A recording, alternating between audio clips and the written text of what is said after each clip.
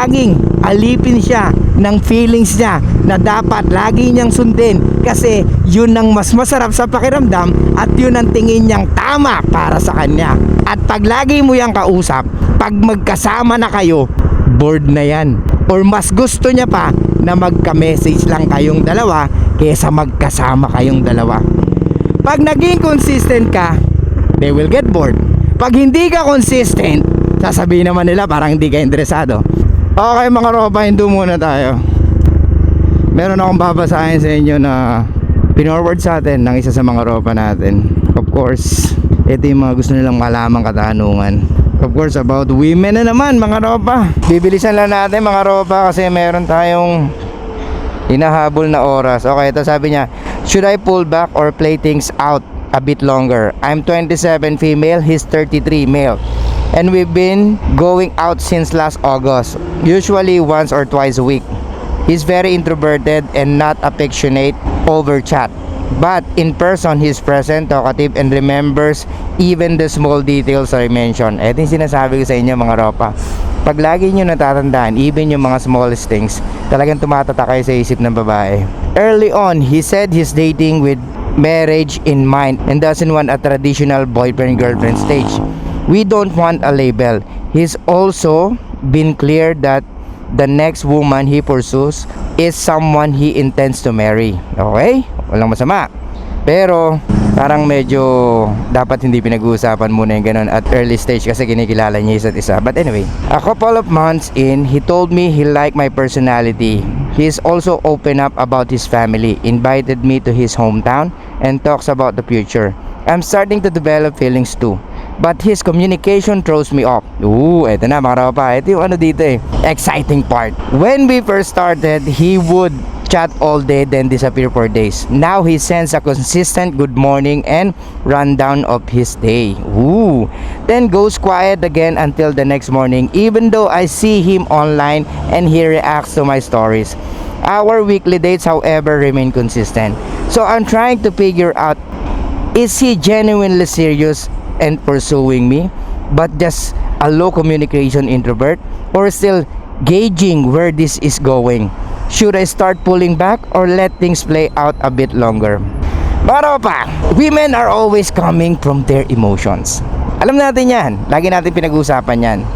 Kaya nga kahit yung actions mo accurate sa mga gusto nila, iba pa rin yung nararamdaman nila. Gets? Or susundin pa rin nila ang nararamdaman nila kung ano man ang sinasabi ng nararamdaman nila. Pag naging consistent ka, they will get bored. Pag hindi ka consistent, sasabihin naman nila parang hindi ka interesado. Kaya nga mahirap ilagay ang yung sarili sa lugar na gusto nila. Kaya wag kayong makikinig sa mga gusto ng mga kababaihan. Ang tanging lagi nyo lang titignan is kung saan sila nagre-respond. Saan siya nagre-respond mga ropa? Ano yung kwento ng babae? Yung lalaki, talkative pag magkasama sila. Pero pagdating sa chat, walang message or ilang araw hindi nagme-message. Di ba? May mga lalaki din ganyan mga ropa, yung mga nagme-message sa atin, di ba? Ba't ganun? Okay naman siya sa personal. Okay nga siya kausap eh. Pero pagdating sa chat, parang hindi siya ganado mag-chat sa akin. Eh, boplox ka pala eh. Kailangan ba pati sa chat mag-uusap pa kayo? Dapat ang pinaka lagi nyong namnamin is yung magkasama kayo, hindi yung magka-message lang kayo. Hindi pwedeng ganun mga ropa kasi it's obvious na emotions mo pinapagana mo. Anyway, balik tayo. So, ang tanging gumugulo sa isip ni girl, kung talagang seryoso ba si guy. Isipin mo to ropa, kung ikaw ang nasa posisyon ni ropa natin, na pinakilala ka na niya sa family niya, dinala ka niya sa hometown niya, tapos pag-iisipan ka pa na mukhang hindi ka seryoso, di ba? Or yung inaano niya is yung pagiging introvert ng guy, or yung tinitingnan niya is baka low-key lang. Ano yun? Hindi ba maliwanag? Ayaw niya lang makipag-message madalas. Mas gusto niya sa personal. Same thing ang inyong lingkod mga ropa. Hindi tayo makikipag-message. Mas maganda sa personal makipag-usap. Okay? Message na yan, sila lang masaya dyan. Believe me mga ropa, sila lang ang masaya sa message. At pag lagi mo yung kausap, pag magkasama na kayo, bored na yan. or mas gusto niya pa na magka-message lang kayong dalawa kaysa magkasama kayong dalawa. Gets? Biruin mo, ang ganda ng compliment niya doon sa gayo. Lagi daw natatandaan ng mga sinasabi niya at mga kinikwento niya, even the smallest things. Pero ang tanging nakakapag-off daw sa kanya is yung communication ng guy. Ano bang klaseng communication gusto mo? Dapat ba lagi kayong magkausap dalawa? Dapat ba lagi kayo nagchichikehan dalawa? Baka hindi boyfriend ang hanap mo, girl. Ang hanap mo, tropa. Di ba?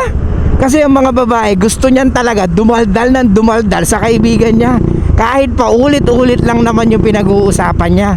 Kahit na pag-usapan na nila, ibabalik na naman nila para pag-usapan uli. Kasi ganun ang babae, mga ropa. Nagbabase sa feelings nila. Kasi nga masarap pag-usapan kasi masarap yung feelings ng pinag-uusapan, yung same na situation o yung same na problema. Pag pinag-usapan nyo yung same na problema at alam nyo walang solusyon, andun pa rin yung stimulation. Pero once na ang problema na-solve nyo na, parang nawawalan na sila ng gana. Kaya kung ikaw, naging red flag ka sa ex mo, expect mo talagang pag-uusapan kanila madalas, ropa. Dahil ganyan ang gusto nila. Yung talagang merong issue or merong problema. O yung sabihin na natin na eto masarap pag-usapan kasi nakaka-stimulate ng emotions to. 'Di ba? Sila na mismo magpapaalala, uy, naalala mo si ano? Uy, naalala mo si ganyan? Uy, alam mo ba yung ex ko nag-message na naman? Yan. Kasi nga gusto nila may ibang pag-usapan or kadalasan ibang tao ang dapat pag-usapan. Gets? Balik tayo. Mga ropa, wala akong nakikitang mali sa ginagawa ng guy, honestly. Tama lang ang kanyang ginagawa. Pero medyo ano lang ako dun sa date to marry. Kasi dapat hindi nyo muna pinag-uusapan yon since last August pa lang naman kayo magkausap dalawa. Di ba? Kumbaga, it really takes time. Kailangan mong bumilang ng taon bago pumasok sa isip mo yan na date to marry ka na. Gets? It's okay to date. It's okay to know someone. It's okay na nasa ganun kang situation. Gets mo? Lalaki ka, ropa. Ikaw ang magbibigay ng relasyon. At ikaw din ang luluhod at magsasabi na will you marry me? Tapos ang gusto mo kaagad date to marry? Parang pressure naman yun, ropa, di ba? Para sa kanya. Kaya nga tamo, hindi niya iniisip yun. Ang iniisip niya kung paano makipag-communicate si ropa sa kanya. Yun ang tanging problema at nakakapagpabagabag sa kanya. Gets? Kaya mga ropa, walang mali doon sa ginagawa ni guy. Ang tanging sinusunod lang kasi ni girl ay yung nararamdaman niya at wala nang iba pa. Tanging alipin siya ng feelings niya na dapat lagi niyang sundin kasi yun ang mas masarap sa pakiramdam at yun ang tingin niyang tama para sa kanya. Kaya nga diba, nilalike na ni guy yung post niya pero hindi pa rin siya kontento kasi ang gusto ni girl, kinakausap siya kahit sa message, yung walang humpay na usap. Pero pag ganyan ang ginawa nyo, tingin nyo mas stimulate nyo ang emotions niya? Hindi, mga ropa. Dahil pag lagi kang available or lagi kang free para sa kanya, mawawalan ng gana yan sa'yo, ropa. Kaya nga wag nyong isipin na pag lagi kayong available, mas mai-inlove siya. Hindi ganoon ang attraction ng babae pagdating sa mga lalaki, ropa. Ang gusto ng babae, ine-earn ng oras mo, tanga. Kaya wag kang available palagi, lalo na kung isa lang ang options mo. Maliwanag? Ang hirap kasi sa atin, isa na nga lang ang options. Puta, invested ka pa agad kahit 2 linggo pa lang kayong nagkakakilala. Ang dami mo nang nai-imagine na dapat manood kami next time, dapat kumain kami sa ganito, dapat pumunta kami sa ganito. Ngayon kung may pera ka, iba pa naiisip mo. Gusto mong mag-travel, gusto mong mag-hotel, or minsan umaabot ka pa sa wedding nyo nang dahil sa imagination mo. Ina ka? Wag ganun, mga ropa. Dahil tandaan nyo, ang feelings nyo kung saan lang kayo dadalhin. Kaya lagi nyong pairalin yung pagiging rasyonal nyo.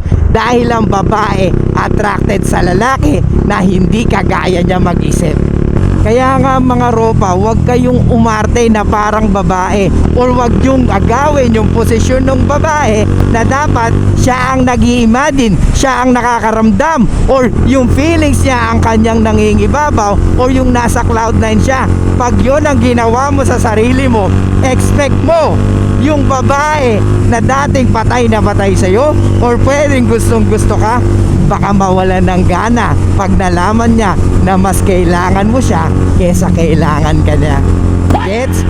Uulitin ko mga ropa, walang mali sa ginagawa ni Guy. Dapat nga ganito ang ginagawa nyo mga ropa. Hayaan nyo siya na laging may question mark sa utak niya. Hayaan nyo siya na mag-isip ng kung ano-ano, dahil wala namang mali kung ginagawa mo to. Gets? Yung sinasabi nila na dapat clear ang intention mo, that's bullshit. Alam natin yun, bullshit. Di ba? Yung nice guy, halos ibigay na ang bituin at araw sa isang babae. Consistent siya, klarong-klaro siya sa intention niya. Pero pukin ng ina, ang pinili pa rin ni Ea, yung lalaki na tambay, or yung walang kinabukasan para sa kanya. Yung bad boy na parang walang pakialam sa kanya, or tetext lang siya pag gusto siyang kasama, or pag gusto siyang bembangin nung lalaki na nakakapagpa-arouse ng emotions niya. Kaya mga ropa, it's not always about your looks, your height, your money. It's all about your game. Stimulating her emotions is much more important than your looks. Ganyan na mga babae, mga ropa. Naghahari sa kanila ang emosyon nila. Kaya wag ka na magtaka kung ngayon galit siya at tomorrow bati na kayong dalawa, or maya-maya bati na kayong dalawa. Kaya nga dapat mahaba ang iyong pasensya, dahil pag pumili ka ng babaeng masakit talaga sa ulo ropa, mauubos ang pera mo, pati ang buhok mo ropa. Gets? So anong takeaway natin dito? Huwag kayong makinig sa mga sinasabi ng mga babae. Ang tanging tignan nyo lang kung saan sila nagre-respond, or kung ano yung mga bagay na actions na ginagawa mo na nakakapag-stimulate ng emotions niya, or kung saan siya nagre-respond based sa action na ginagawa mo habang dinidiskartehan mo siya or nanliligaw ka sa kanya. Okay? So yun lang guys, thank you so much. I'll see you guys next time. Show love, peace out, and be pang mysterious mga ropa.